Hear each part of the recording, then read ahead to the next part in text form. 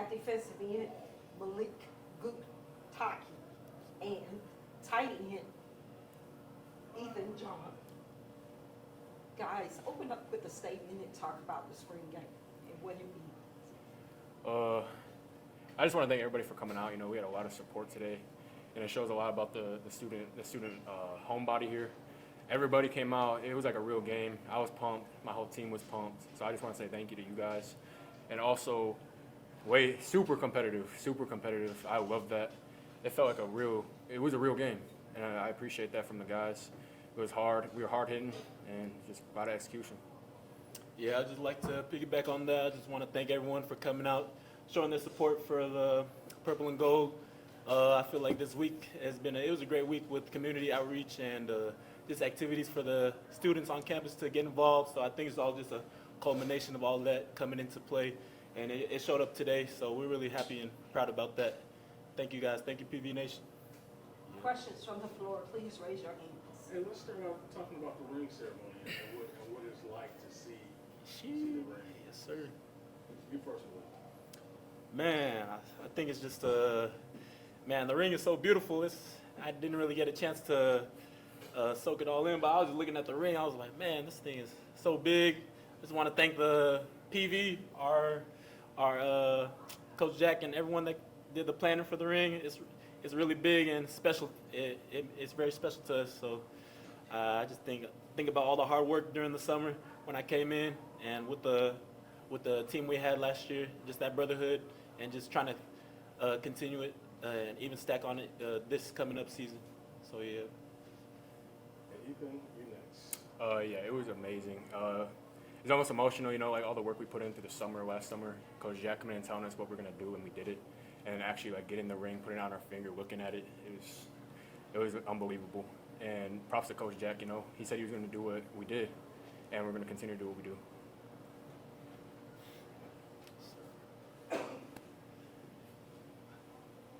Go ahead, sir.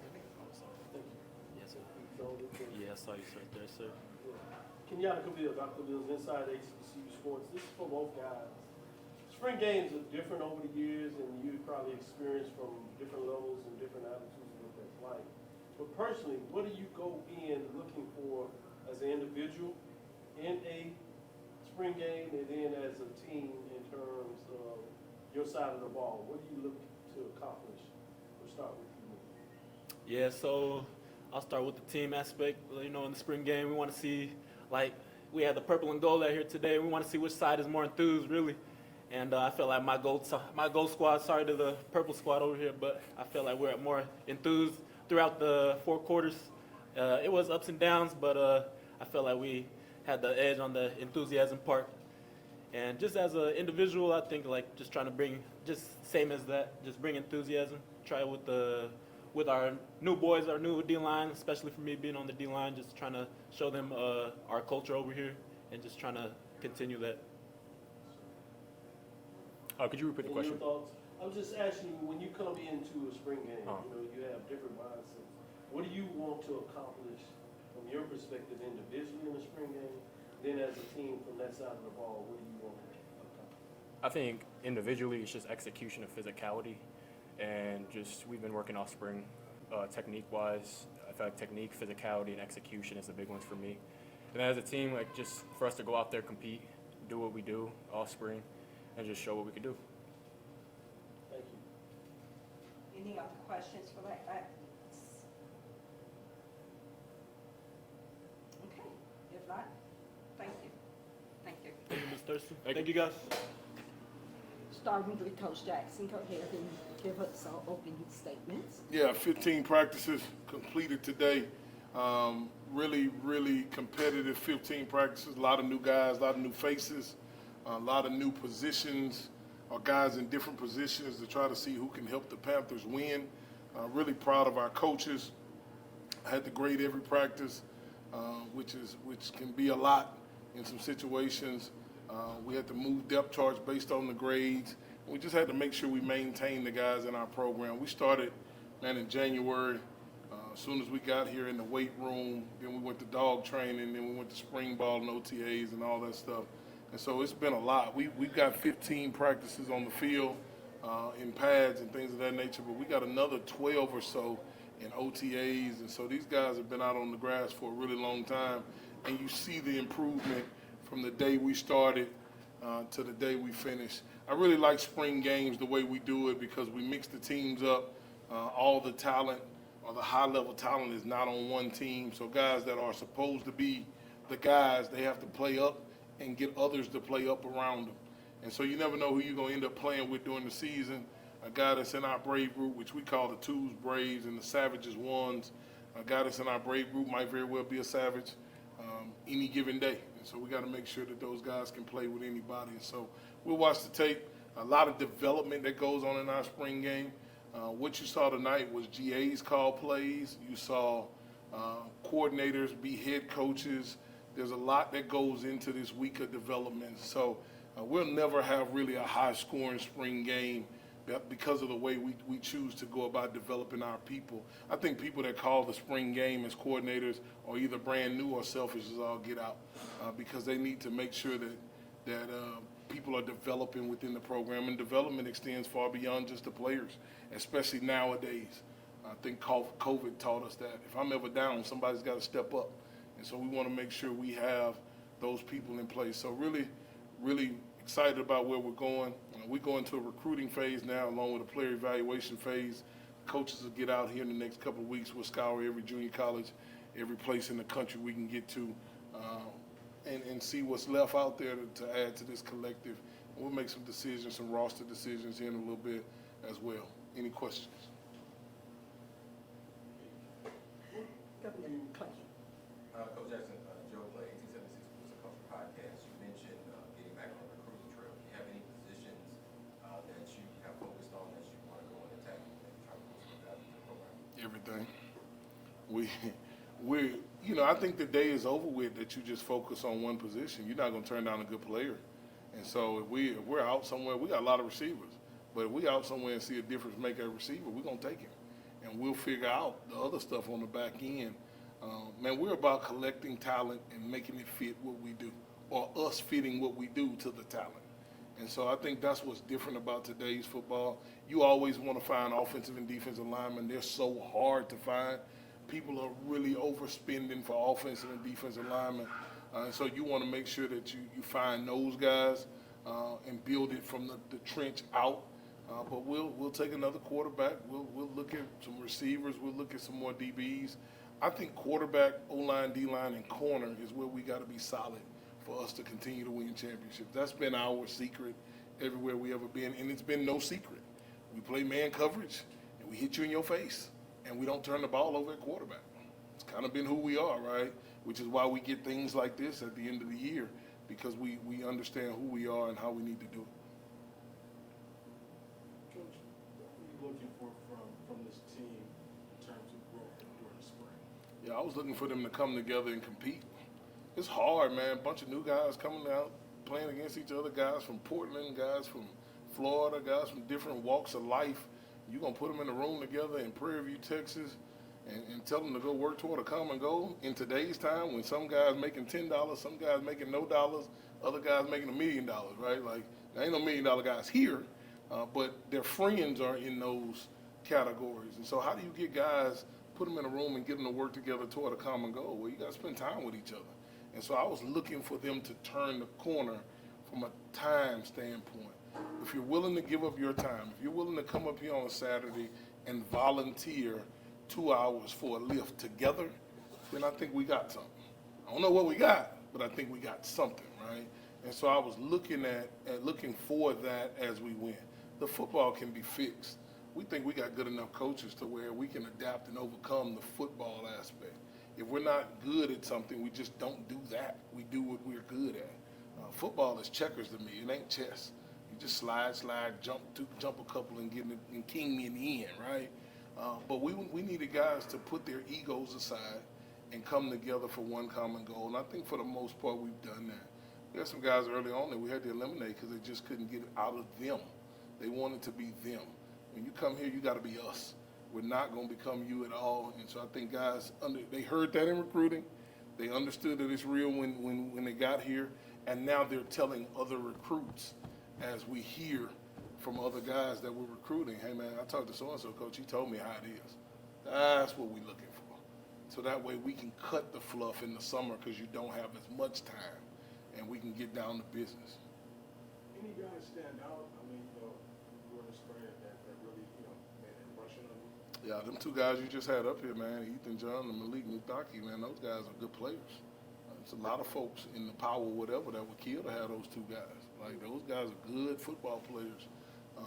We had some guys that were out for injury purposes that we just didn't go with, so it allowed some other guys to step up. And those two stand out. Tevin Carter had a good spring. He didn't turn the ball over, which from a quarterback standpoint, I think today he threw his first pick. It bounced off somebody's helmet. From a quarterback standpoint, that's what it takes. And he's doing a good job of winning over the team. And he's still got a long way to go, but he's doing that. And then I've just been impressed with the defensive line improvement. We got some guys that can rush, man, which we didn't have that a year ago. We got some guys that can put their hand in the dirt and rush. Dorian Gates is a transfer from A&M Commerce that went to Klein Oak High School that came back to play his last year here. He's a good player. He's a really good player, and there's a couple of them on the D-line that can play. Jordan Campbell is a transfer from Rice. He had a good day from what it seemed like today, but he's had good weeks and gotten better and better. Malik Mason is a good player. If I had Malik Mason's size, I wouldn't be sitting here. I'd still be playing. It just kind of is what it is. I tell him that every day. Like, you'd really have my jersey on your wall if I had what you had. And so I'm looking forward to them to continue to take steps. It's cool to be good in the spring, but you're just a part of the spring team. It's cool to be good in the summer. You need to be good when we select the team. You need to be good then, and you need to continuously get better. And those guys are on the right track. You just mentioned Malik. What have you seen from him? What impresses you about him? Dude's a leader, man. You gotta remember, man, this dude's dad died. This dude's father died the week we played TSU. That dude came back and played. And that's special. That dude didn't have to do that. He didn't have to play. Dude gave me a lay that I still got at my house. And I think people really don't understand the things that go on within our program that are human and personal. Everybody sees football, man. I see these dudes in a different light. Dude about to graduate. This dude he's the complete package. My daughter ain't dating, but if my daughter was, I wanted to date somebody like Malik Mutaki. And my daughter ain't dating because I said she ain't dating. And I don't care if she grown or not. As long as she got my Discover card, she ain't dating. And so, but I think he's an all-around dude, man. I don't say that because he just sat here. I say that because we've said that from the beginning. He's coming here. He was new. He didn't know anybody, and he's earned where he is today. But that's not normal. It's not what kids are doing today. They're coming in with their hand out and begging and telling you what you should be giving them. He didn't do that. Dude went to work. Dude ain't never made an excuse. He missed one thing in the year that he's been here, and he was so distraught about it until I felt bad and then didn't punish him. Because I felt bad. Because he don't miss. But he handled his business, took care of it, had the players take care of it, and he moved on about it. And so I'm looking forward to his future. I think his best is yet to come. And, hopefully that dude, I think the Panther Nation should be glad that he's a Panther. I think we got to start giving appreciation to guys that want to be here, that represent us in the right manner. There's a lot of folks out there that don't represent us in the right manner. And I got no doubt he's going to be one of them. Dr. Khalid. Thank you. This is Kenyatta Khalil, Dr. Khalil's inside the HBCU Sports Lab. Coach, I see on your shirt, finish the fight. Post game, you talked about finish the fight after you did the ring ceremony. My colleague asked you appropriately about. But I want to ask you, finish the fight from this perspective. Many people will say that really good coaches are teachers. And if anything I've had opportunity to learn about you is the pride you have in teaching. One, where does that come from? And in terms of the spring games atmosphere, where do you work with your coaches to understand that it's bigger than the game, but it's about teaching within the game and about that in terms of life? Yeah, I think if you can't teach people, you can't lead people. And so there's a lot of people out here trying to lead folks, and One, they can't lead themselves, and two, they've never been taught anything or taught anybody anything. And so then what you create is chaos. And then you just start hollering and screaming and trying to get people to move, and nobody's going to listen to somebody that doesn't benefit them in any way. And so what we try to do is benefit our players, our coaches. I think the job of the head football coach is to make sure teaching is always happening within the program. There was a time today in the game I pulled Coach Buck aside and said, when there's 27 seconds left in the half and you just had a second down that didn't go your way, don't line back up and throw it again. Just kneel that out when there's no timeouts left, get to the half, keep it 7-7. Well, sometimes as coaches, we want to call our next play. Well, you put the team in a bad situation when you do that. Now, I had to learn that myself as a coordinator, right? And so I think I have a responsibility and obligation to pass down learned lessons. And the first thing he said was, man, Coach, you're right. I had to tell Coach Anderson, you got to look at your team and how enthused they are and make sure they're not so enthused that they can't focus. There's levels to it. You got to be able to be enthused, but you still got to be able to execute at a high level.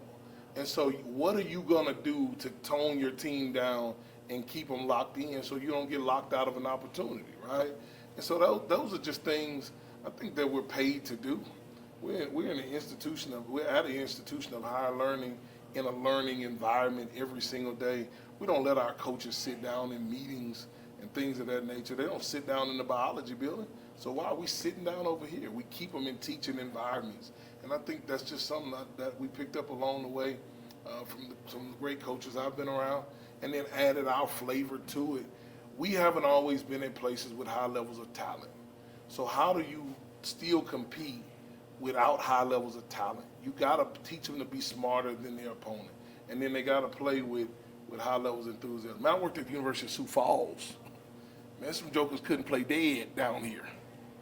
But they won because they learned and they knew how to play with one another, and they never were going to get mental errors. Wasn't going to do it. You might be faster, you might be stronger. They were not going to get mental errors, and they played for the pride for one another. Well, that's how you win in the Midwest. That's why all the national champions came from the Midwest this year in college football, because that's how you win. And so we've just kind of always taken that approach. I really think that's why we've had the success that we've had, and I got taught. My grandma was a high school dropout, and probably still to this day the smartest person I done came across. It ain't a joker with a doctorate on this campus that could have told my grandma anything. Nothing. Because she just was that smart. Well, when you look at when she came through, she had to read a lot. She had to fend for herself a lot. She had to learn by experience a lot, right? And so what she did was pass that down to us. So that's probably where we get it from, which was a long-winded answer, Doc, but, you know, I like to talk. Nick, Just with all that, Coach, just what did it mean, you know, to see your young men open those championship rings today and really realize their hard work? Because, like you said, a lot goes on in the program. Yeah, it means we're not crazy. It means when we stood on that podium January 7th and told everybody what was going to happen, it meant that we can speak those things that are not as though they are. That's what that meant. And it gave us great confidence to say we're going to finish the fight and do it again. And now we're not chasing one ring, we're going to get two. I'm going to make the school buy 2 rings. That ain't I don't know what it costs, and I don't care who pay for it. When we win the national championship, we're going to get 2 rings. I don't care if I got to sell a Salvation Army to get it done.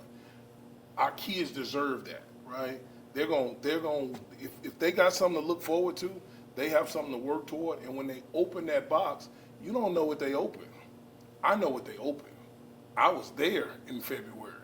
I was there in the summer. I was there in fall camp when we practiced for 3 hours. I was there.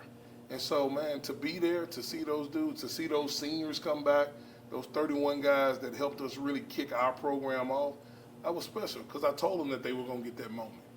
Now they just believe me.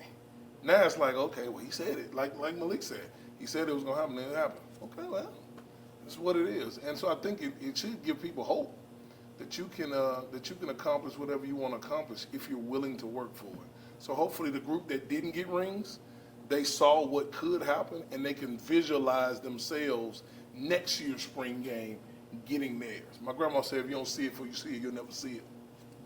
So that's what we try to do. Coach Jackson,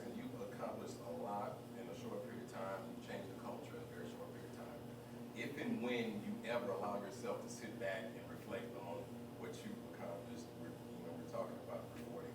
How rewarding is it to, one, have won and gotten the success that you've achieved here at this university, two, gotten your coaches paid, your assistant coaches paid, and then three, also gotten the additional funding for NIL so you can recruit better players with more tenacity with that NIL funding? Yeah, Joe, I really hadn't thought twice about the successes we've had. I try to take a day, on Christmas Day, I try not to do anything, right? And I try to sit back and think about where our program was, where we went to, and then where we need to go. And on Christmas Day is when I come up with the theme for the following year. I wake up, come up with a theme, the good Lord give it to me, and we roll with it. Today, I said, I'm gonna wear this ring all night, and then I'm gonna put it on the mantle. I'm gonna wear it all the way home, I'm gonna put it on the mantle, and I'm never gonna wear it again. Because that's what I've done with all of them, right? I think when you talk about what we were able to achieve and what our coaches were able to receive this past week, I think that was necessary. Those guys worked extremely hard. We found a program that wasn't in very good shape, and it just was what it was. And there's 6 guys on that staff that came with me that all they know is taking over programs that are considered bad and flipping them. And I always tell them, man, y'all like house flippers. Y'all just go in and tap all the sinks and flip the house, right? That's all they ever know. We went to Mesa, flipped it. Went to Valdosta, everybody thought it was good, which is the worst kind of flip. And when you got a house that's got mold in it, but it looked real good. House got mold in it, dog. We got to flip it out. They flipped that one, and then we came here. And what's rewarding for me to watch them do is be successful when nobody thought they could. Bunch of D2 guys. Defensive coordinator from South Dakota. He don't know nobody in Texas. Offensive coordinator ain't called plays in Division I. All the things that I read because I'm a social media guy, and it fuels us, right? And so to be able to be successful and they get what they're due. The university was gracious in doing what they needed to do. We didn't get anything that we didn't deserve, but we didn't stick the university up on the front end either and say, you better give me this right now, right? We said, we're going to earn our way. We just want to get as our works deserve. And AD Golf, he said that before we even signed the first deal. Hey, man, you do what you're supposed to do, you and your staff, y'all, we're going to rip this one up and start over. And that man did that. And so I think people need to know that our athletic director is a man of his word. We got it done. But I was ecstatic that these coaches, man, it's tough to live in Houston. It's expensive. Fairfield and all that stuff down there, man, that stuff expensive. People got pools in the yard. I wanted our guys to be able to live comfortably, come to work, pour into our young men, and not be always listening to a job that's paying $5 or $10 more than what we paying. And now I think we've secured that, and I'm excited for it. The NIL stuff, man, you ask any coach, they always want more NIL. Always. That's a great start. That can't be the finish point for us. We've got some other things in place to help us get more. But I'm really stingy with that money. The money you saw go a long way with me. I used to shop at Wieners. They don't even have Wieners no more, man. I used to shop at Wieners, bro. Get them Paco jeans for $9.99. That was me, right? And so we know how to make things stretch. So I think that'll be good. But that money doesn't help us until next year's recruiting class. That's what everybody got to understand. It don't help us right now. We've already recruited the majority of this class. That money is for next year, the 27 class, which we should be off to a good start. Coach, you and I, we've already kind of talked about this a little bit. So I kind of think I know what you're going to say, but today the SWAC came out and said, hey, we're no longer going to allow our football members to play sub-Division II games. What's your feeling about that and how that helps the league? I think the league is 5 years behind. I think the league should have did that 5 years ago. You want to always be reputable. You want to always be reputable. I get mad when I see things about rankings of FCS conferences and we're 10th of 13. I think we have something to do with that, and I'm not knocking anybody. I think we just got to make sure we're always putting ourselves on the cutting edge, right? And not just doing what we've always done. If we're Division I conference, then we need to play Division I people. It just is what it is. When I was in Division II, we played Division II people. And so I think if you look at our schedule, like you and I talked before, you see how we feel. We play 12 Division I games, and one of those is an FBS game. Man, we're going to always do that. There's enough FCS teams in our state for us to be able to fill that schedule. We just did a home and home with Houston Christian. We should play Houston Christian every year. Every year. It's an easy bus trip. I like staying in downtown Houston when we're away, so we should just play that game. And some people are going to complain about it, though. I think that's a loser's mentality. I'm just telling you. Like, if you want to be elite, you got to play elite people. We're not afraid. We open up with the number 3 team in the country. And then 3 weeks later, we play the number 6 team in the country on our level with Baylor in the mix of it and Texas Southern, which is a rival. That's always a tough game. First 4 weeks of our season are really tough. I wish we could play School of the Blind and Mary had a little lamb chops. We don't get those anymore. And we put them away a long time ago. So I was glad the commissioner did that. I think that shows where he's going with the conference, too. Dr. McClellan was our AD when I was at the other place. And that dude always had big vision on what he wanted to do with our conference. I'm waiting on him to get to the second phase that he mentioned when we were there, which I think people will really like the second phase, and those that don't like it, they don't need to go. And so I think as long as we keep following Dr. McClellan, we'll be fine. What's the second phase? It ain't for me to tell you. That's his second phase. It ain't mine. I ain't come up with it. Please make sure you raise your hand with questions. What you got? Go. Coach, just your thoughts on your junior day and the environment of the game today. Shay, what we have out there? How many juniors we had come? Over 500? Yeah. So we had over 500 people. I think that's 500 people that our recruiting people across campus ain't got to try to go get. They saw our campus. They saw what we had to offer. I thought Dr. Williams and Shay, they put together really good panel sessions for those students. Sometimes students don't understand the information that they're getting, but I think I saw the parents taking a lot of notes, which they understand it, right? And so I thought that it was really good. I thought it was really smooth. The best part of the day for me, outside of junior day, was we had a brunch with our administrators, deans, higher-ups from across campus. We got a chance to talk to them about what we're here to do, that we're not just a football program, that we're not just an athlete. Yeah, we're winning in athletics, but we're also winning in the classroom with GPAs. And it was a coach talk.